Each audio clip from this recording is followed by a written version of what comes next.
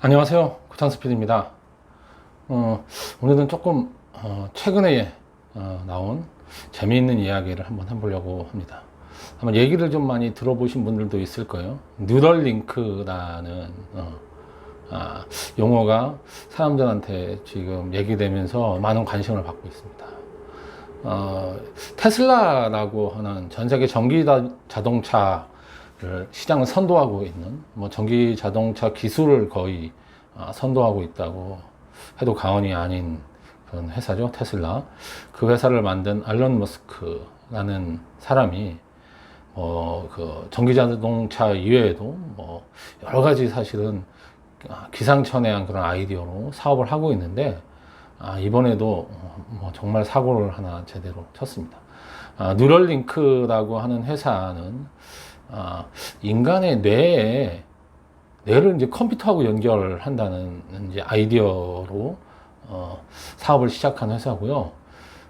인간의 뇌에 컴퓨터를 연결해서 인간의 뇌 속에 있는 그 데이터 흐름을 다 읽어내고, 그 다음에 장애를 가지거나 이렇게 해서 움직일 수 없거나 쓰기 어렵거나 이런 사람들이 실제로 그런 부분을 해결할 수도 있는, 어찌 보면 엄청난 잠재력을 가진 그런 기술이라고 하겠습니다. 사실 저희가 이제 SF 영화에서는 인간의 뇌에 선을 연결해 가지고 이렇게 매트릭스에서도 나오죠.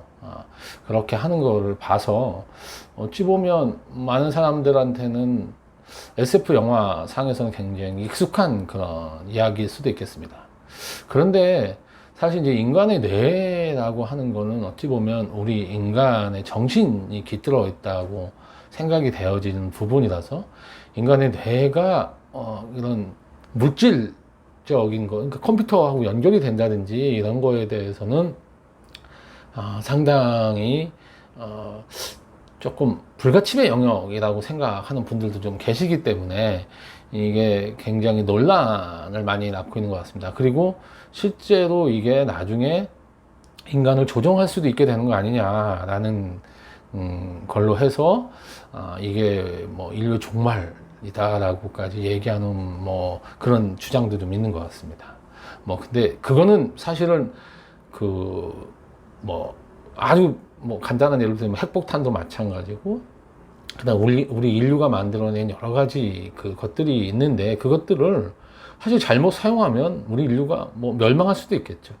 근데 우리 인류는 어떤 거를 만들어내고, 그 만들어낸 게 우리 전체 인류의 그 해가 되거나 그런 쪽에 가능성이 있다고 하면 언제든 전체 지혜를 모아서 그렇게 인류가 망하거나 하지는 않는 쪽으로 사실은 저희가 항상 어느 정도 제어를 해왔기 때문에 그런 큰 우려는 사실은 기후에 그칠 가능성이 높다고 저는 생각을 합니다.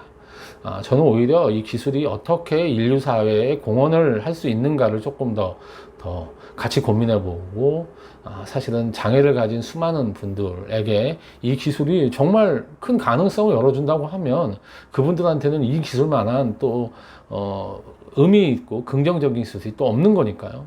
자, 이걸 어떻게 활용해 볼 것인가라고 한번 고민을 해볼 타임인 것 같습니다. 그 뉴럴링크 관련돼서는 이미 이 회사가 2017년인가요?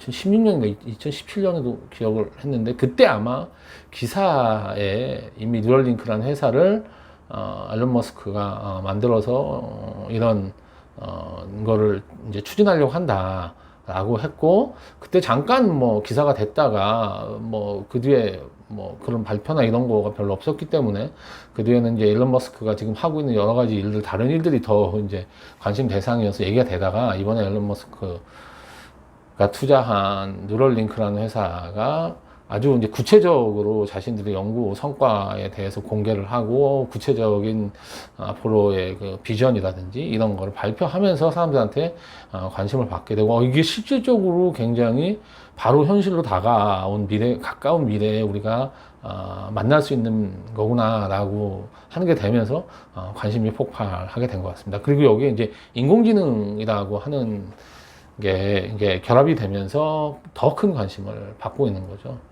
최근에 이제 인공지능에 대한 관심이 점점 좀 높아지고 있는데, 사실은 얼른 머스크라는 사람은 그 인공지능에 대해서 이제 이게 약간 부정적인 생각을 갖고 있는 비관론자이다. 그래서 인공지능이 앞으로 인간을 뛰어넘는 그런 지성을 갖게 되고, 그런 지성을 갖게 된 거를 인간이 제어를 할 수 없게 되면서 인공지능으로 인해서 인류가 멸망하게 될 거다.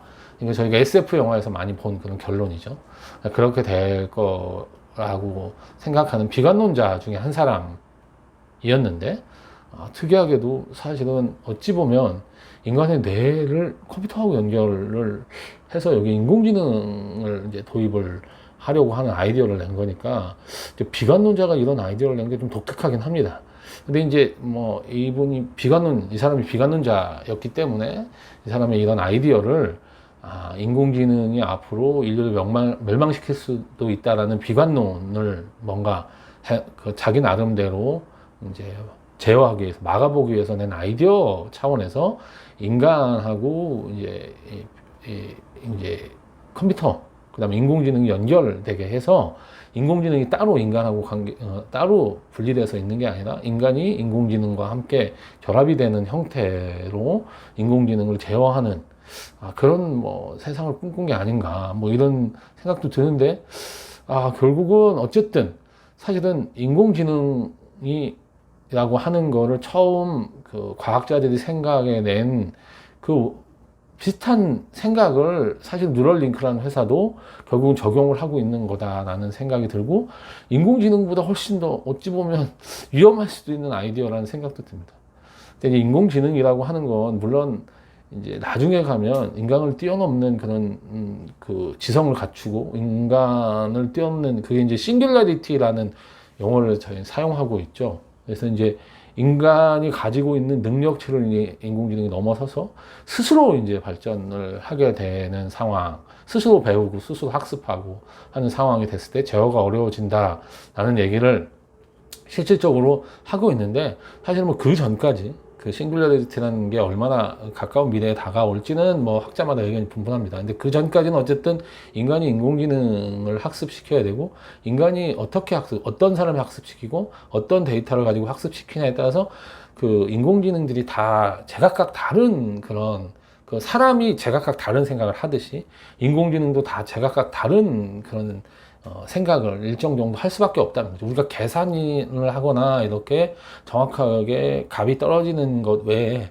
다른 되게 추상적인 그 판단을 인공지능이 하도록 맡겼을 때는 그 어떤 데이터를 가지고 학습하고 어떤 거에 가중치를 사람이 두느냐에 따라서 인공지능이 사실은 그 개발한 사람에 따라서, 그 학습시키는 사람에 따라서 제각각의 판단을 할 가능성이 사람의 뇌를 본뜬 거기 때문에 그럴 가능성이 상당히 높습니다. 근데 이제 나중에 가서 인공지능이 더 발전돼서 뭐 하나의 인공지능이 전체를 뭐 지배한다, 이런 생각이 SF 영화에서도 나오고 굉장히 주도적인 얘기를 하는데, 저는 사실은 오히려 그런 것보다 인공지능을 개발하고 있는 회사가 여럿이 있기 때문에 인공지능이 여럿이 될 것이고, 물론 이제 뭐 그게 어느 정도 숫자까지 될 거냐라는 거는 뭐 좀 얘기를 해봐야 되겠지만, 그래서 하나의 인공지능이 전 세계를 지배하거나 이런 세상이 오는 그런 시나리오보다는 오히려 여러 인공지능이 각각의 특화된 그런 기능을 가지고 발전을 하는 그런 세상이 오히려 맞는, 우리가 미래에 올 그런 인공지능 세상이 아닌가라고 생각이 듭니다. 그리고 이제 사람의 뇌를 직접 읽어서 이게 인공지능과 같이 이렇게 연결이 된다라고 하는 건 실제로 사람의 뇌, 뭐 인간의 생각이나 이런 거를 뭐 읽어내서 밖에서 뭔가 구현해낼 수 있도록 한다는 차원에서 보면 인공지능보다는 조금 작은 뭐 그런 스케일이라고 볼 수도 있는데, 오히려 실제 특히 아까 제가 말씀드렸던 장애를 가진 사람들이거나 아니면 실제 단기간 내에 뭔가 성과를 조금 더 내는 데는 이게 더 파괴력이 더 있지 않나, 뭐 그런 생각도 듭니다. 이제 이 뉴럴링크라는 회사가 앞으로 어떤 연구 결과를 조금 더 내고, 그게 실제로 뭐 이런 윤리적 도덕적인 문제를 어떻게 해결해 가느냐, 사람의 뇌에 이제 뭔가 연결하는, 그러니까 이게 밖에 있는 컴퓨터와 연결하는 그 이제 무선으로 뉴럴링크는 지금 현재는 이제 그 연결해서 전극을 박아놓고 거기에 서 지금 현재 유선으로 연결을 하는데 나중에는 이건 유선으로 안 하고 무선으로 이제 연결을 한다고까지 하니까 실제로 굉장히 이제 간편하고 단순한 게 그런 시술을 받을 수 있도록 이제 연구가 된다고 합니다.